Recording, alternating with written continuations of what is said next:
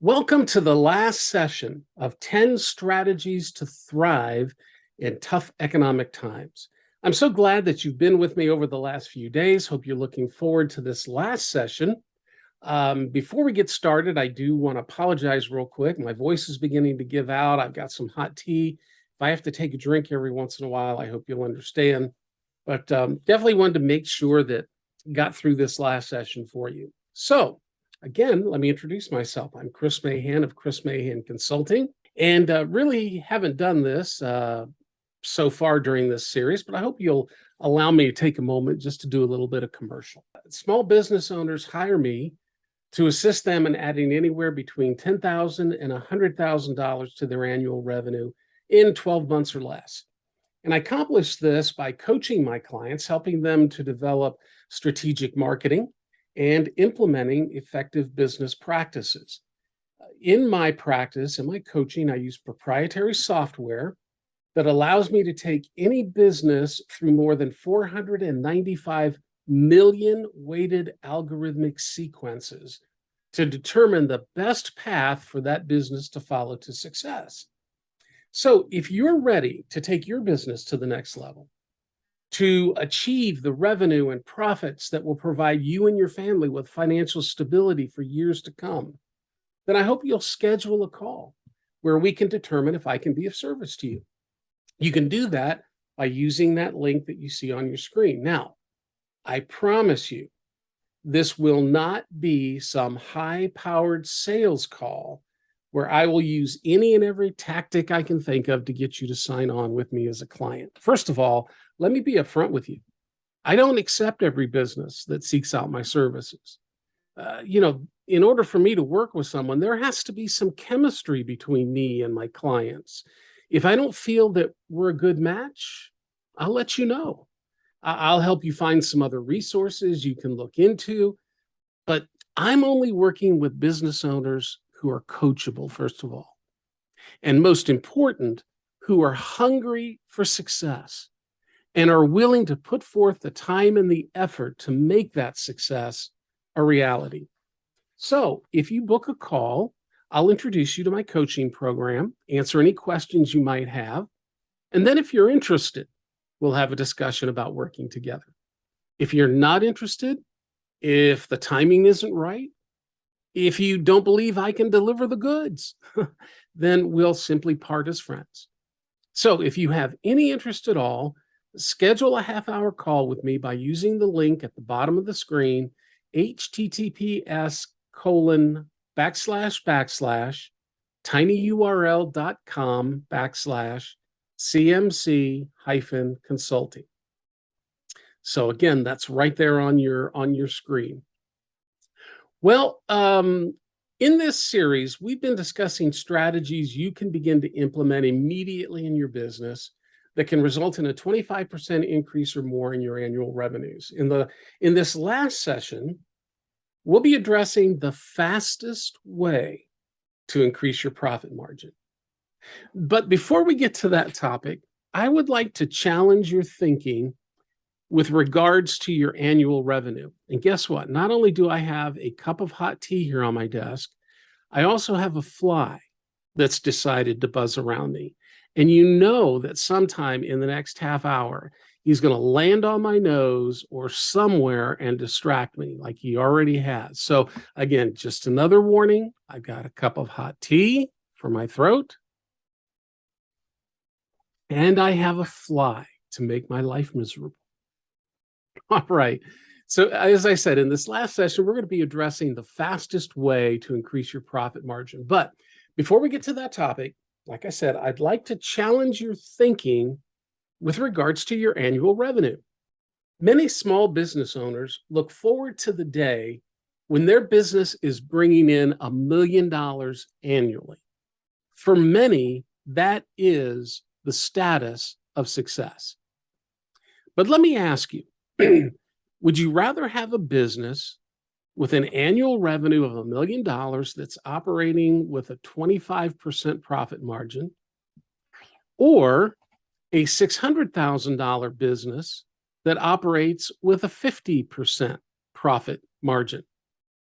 Now, the first business with $1 million in revenue and a 25% profit margin ends the year with an annual profit of $250,000. The business with an annual revenue of $600,000 with a 50% profit margin ends the year with an annual profit of $300,000. So what I want you to see here is that while your annual revenue is certainly an important factor in the success of your business, your profit margin also plays a significant role. And that's what makes this last session so important.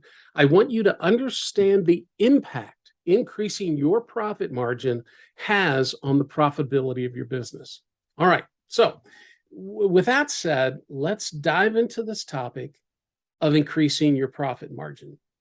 But again, before we do that, would you allow me to digress for just a couple of minutes? You see, there's a practice implemented by many small business owners that is destroying their profit margin.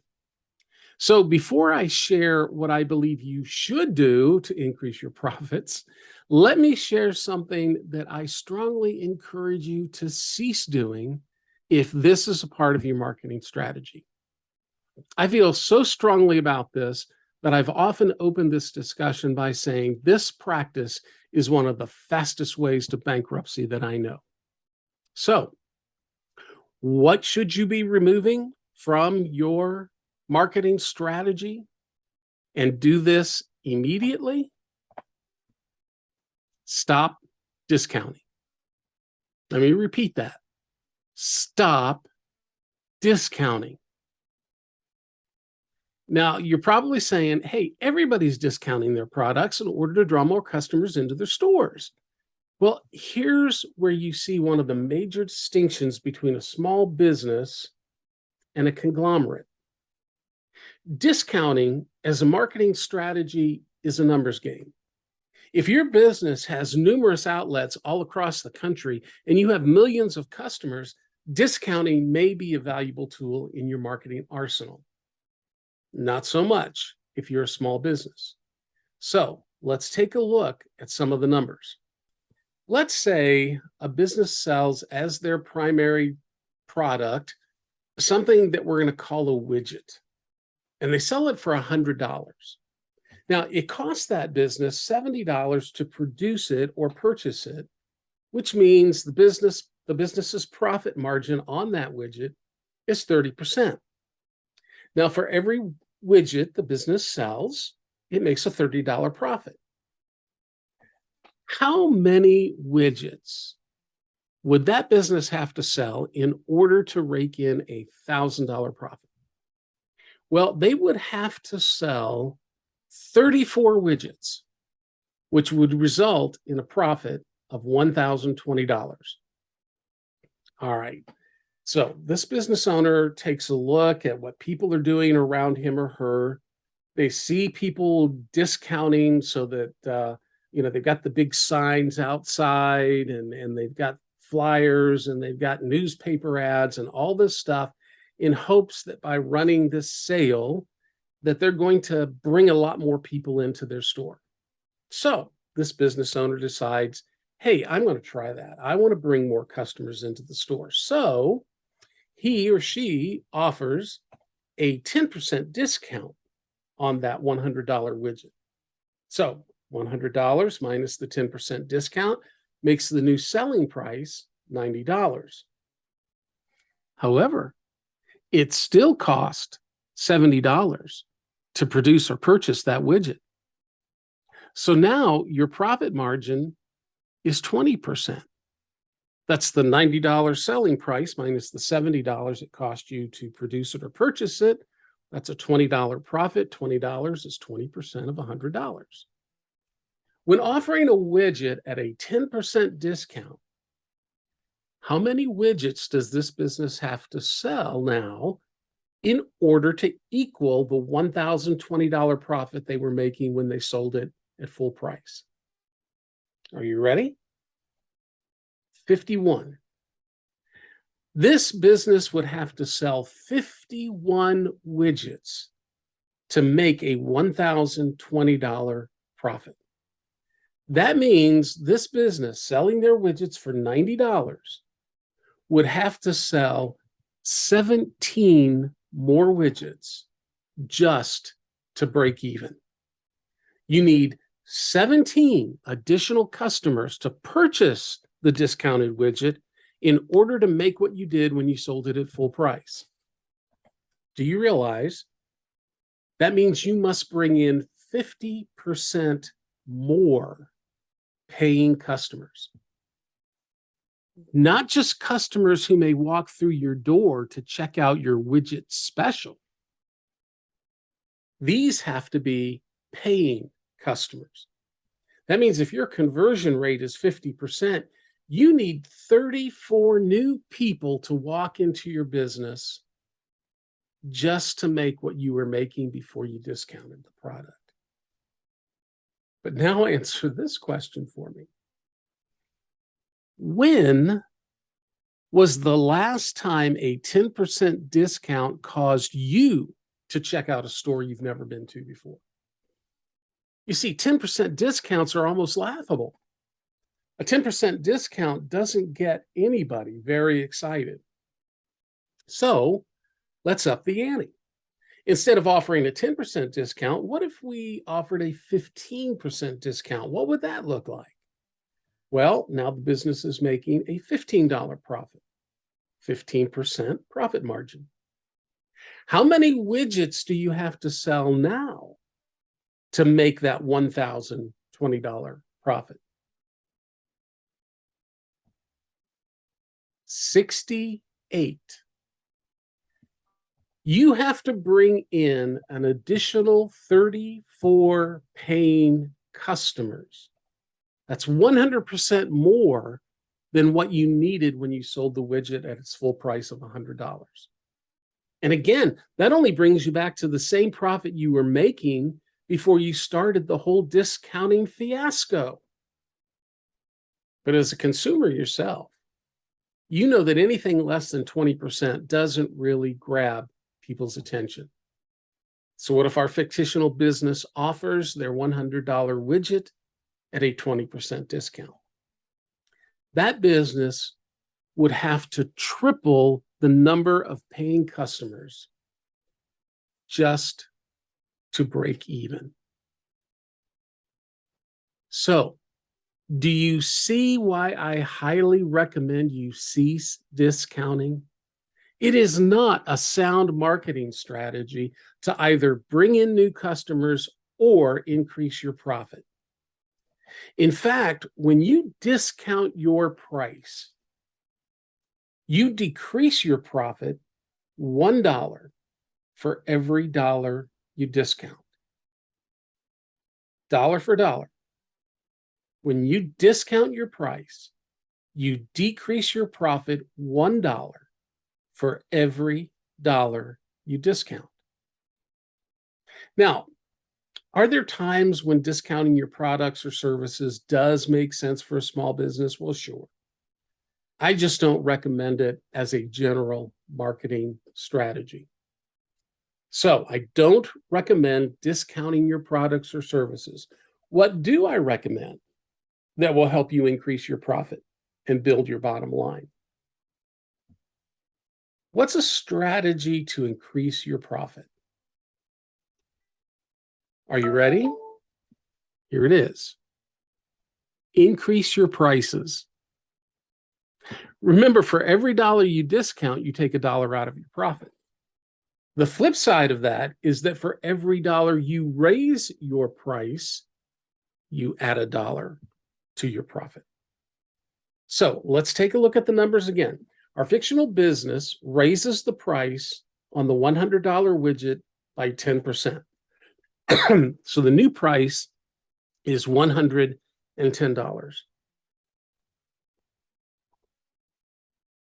Still costs them $70 to produce it or purchase it. Selling it at $110, that's the 10% increase, results in a new profit margin of 36.36%. I want you to think about this for a minute. That is a 20% increase in profit. You raise your price by 10%, it increases your profit by 20%. Now, this business is making $40 on each widget they sell. So, how many would they have to sell now in order to make that $1,000 profit? They would need to sell 25 widgets. But I want you to look at the possibilities. What if all of your original 34 customers bought the widget at its new price? 34 customers, each paying you an additional $10 equals an additional $340 in revenue, all of which is profit. And if that happened each week, how much additional profit would our fictional business enjoy? How about $17,000? Just by raising their price by 10%. Now, I know what at least some of you are thinking right about now. You're thinking, but if I raise my prices, won't I lose some of my customers? Well, let me take you back to the numbers. Now, remember when the company sold the widget for $100, they needed to sell 34 in order to break the $1,000 profit. At $110 per widget, they only need to sell 25 to make their $1,000 profit.